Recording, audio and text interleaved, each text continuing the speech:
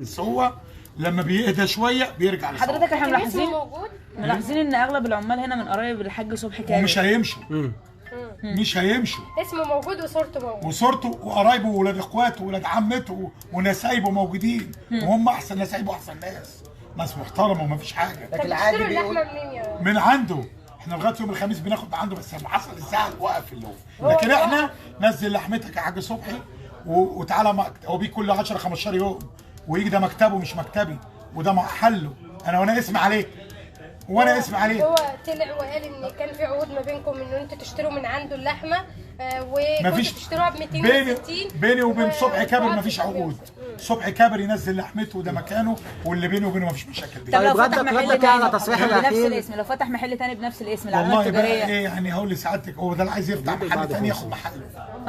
هو العقد اللي بينه وبينه يقر ان هو ما يفتحش الامور. طيب كلمنا كده ردك على تصريحه الاخير ان حضرتك مشيت عاملين في المكان كانوا تحت قياده الحاج صبحي كامل. ابدا، اقسم برب العزه ما مشيت نص عامل حاجه. ليه؟ اصل انا لو غيرت هو قال تم تغيير طاقم كامل ولا ما فيش الكلام ده. الطقم كله انت مش شفت القصه ولا واحد اتغير. انا في واحد بقاله معاه عنده 85 سنه عيان بيجي بعربيه كده بيزوق، اسمه عم عباس، ما بياخد مرتبه، بيجي 10 دقايق بياخد مرتبه ويمشي.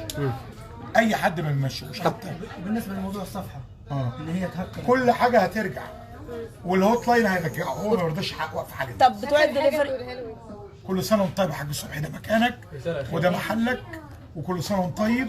تعالى العمال بيقول لك تعالى يا حاج صبحي ما تقطعش عيشنا. طب احنا بعد وقف الخط الساخن كده عمال التوصيل ما بقاش ليهم احنا فينا ارقام تانية عاديه بعد اذنكم خدوها، ان انتوا برضو انتوا جايين في خير. خدوا الارقام عشان الناس الدليفريه مش عشان انا. خدوا الارقام الدليفريه. هات لي الورقه بيه. ممكن تنادي لنا عمال؟ طيب هات لي انده العمال. طب كلمنا كده عن قصه العلامه التجاريه. كان الحاج صبحي قال ان العلامه التجاريه ملكي وغير مسموح للاداره الجديده تغييرها. بص احنا مش عارفين بقى الكلام ده كلام مرسل. ما احنا حابين رد بقى على تصريحاته يعني يشتري مكان من غير ما يجيب العلامه التجاريه. يشتري علامه، هشتري لمؤاخذه حيطان. هو في الكلام ده خالص؟ فين الارقام الجديده؟ طب عايزين عمال؟ ممكن تعالى عمال، هجيب لكم عمال. ممكن حد من العمال يشرح لنا موقف كده من مواقف السيده؟ طب تعالى هجيبهم لك. ماشي تمام. تعالى العمال اهو، اطلع لهم بقى كده اهو. اتفضلوا اهو. عايزين يسألوا، كلموا يا رايد. عايزين يسألوا على السيدة، كلموا اللي هي الست اللي عامله مشاكل.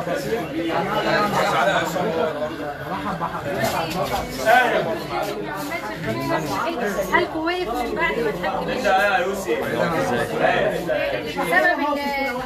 اللي هي الارقام اللي شالها. لا دي حاجه دليفري موجودين في الصاله. دليفري احنا شغالين زي ما احنا الحمد لله. شغالين ما فيش دليفري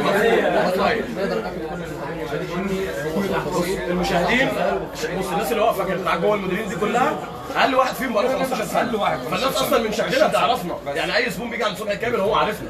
بعدين الحمد لله كنا بنشتغل بال 15 سنه. احنا شغالين من ايام كان المحل لسه 3 4 ترابيزات.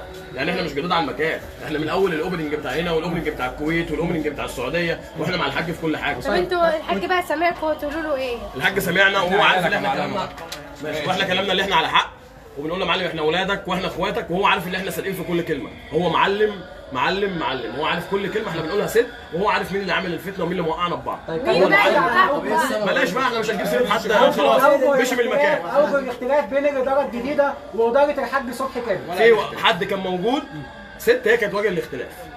ايا كان تفاصيل تاني بخصوص الموضوع ده طب احنا عايزين موقف واحد كانت بتعمله من غير موقف. ممكن كان ينقل الكلام هنا مظبوط، ننقل الكلام من عند المعلم بصوره مش كويسه على الناس دي، والناس دي كويسه ولا ماشي حد قاطعش حد. انكم كسرتوا 100 قله بعد ما الست دي مشيت. مش عايزين نقول عشان احنا ناس محترمه، واحنا بقول لك انا الاوبريشن، فولا هندخل في 100 قله ولا الكلام ده. احنا الاجراءات طبعا بتبقى لا حضرتك صاحبي محترم ما ينفعش تسال اسئله زي كده. احنا بنتكلم مع الحاج صبحي وبنتكلم على الشرطه، فاحنا دلوقتي لازم يبقى السؤال على قيمه الاجابه بس. انا اللي عايزه اقوله لحضرتك زي ما الناس بتقول ايه بالنسبه لطعم الاكل، هل اتغير عن الاول زي ما الناس بتقول؟ ممكن هنخش بعدين لايف. ممكن حد يجي اي دكتور في مصر واي شيف في مصر مسموح له يجي على طول يخش ياكل في المطبخ مش في المطعم. يعني حضراتكم متاكدين ان كل حاجه تمام؟ مسموح لاي حد في مصر، مسموح لاي حد في مصر تما شيف ويتر بسبوي اي حد له علاقه بالاكل يجي يخش على المطبخ على طول. انا ليه علاقه بالاكل؟ طبعا مكان قديم الازل اللي معلمنا كده الحاج سوري وصل برضه الرساله.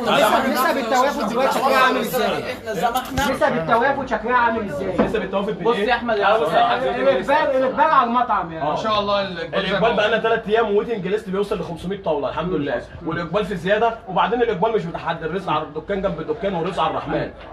دي مواسم اكل، الشتاء الدنيا بتهدى، في دخلة مدارس الدنيا بتهدى، دلوقتي البلد بتمر بظروف اقتصاديه صعبه، مش هنربط الشغل بالمشكله اللي موجوده دلوقتي. الدنيا في اي حته الشغل هادي والشغل بيعلى، عند المنافسين الشغل عالي. وحضرتك لو رحت قصر الكبابجي اللي في التسعين الشمالي انا كنت فيه من قيمه اسبوع مفيش الا ترابيزتين بياكلوا. روح اللي في مدينتي في ويتنج ليست. فالارزاق دي مش معتمده على اي موضوع، احنا بنتكلم دلوقتي في حاجه معينه. خليني اسالك، كان اخر تصريح للمعلم صبحي كابر ان الخلطه نفسها والطعم اختلف بمجرد رحيله عن المكان، كان بيكون متواجد في المطبخ هو بنفسه. الحاج صبحي طول عمره متواجد، الحاج ليه سرير جوه هنا كان بينام عليه عشان هو شقيان وجايبها من الصفر، مش واحد اتولد لاقي فلوس. الاشاعات بدات وان المطعم اتباع، هل ده تم تاثير يعني ولا تم تاثير اي حاجه؟ والمعلم كان بيبوظ فينا، والمعلم كان بيجي والمعلم زي هو معانا، هو بس ممكن حد عمل المعلم بينه وبين الناس اللي دخل في فتنه، هي دي سبب الفتنه، لكن هو وبعدين احنا واخدين قرار من الملاك الجداد ان اي حد يجي عايز يطمن على الاكل يخش على طول يفتح الثلاجه ويقعد فيها. خلاف بسيط، وهيجي بكره هو يجي دلوقتي، احنا هنروح له لو ما جاش، احنا هو لو ما جاش احنا هنروح له. المعلم بتاعنا واحنا بنحبه واحنا مفيش اي مشكله طب براند زي صبحي كابر ليه بيعه؟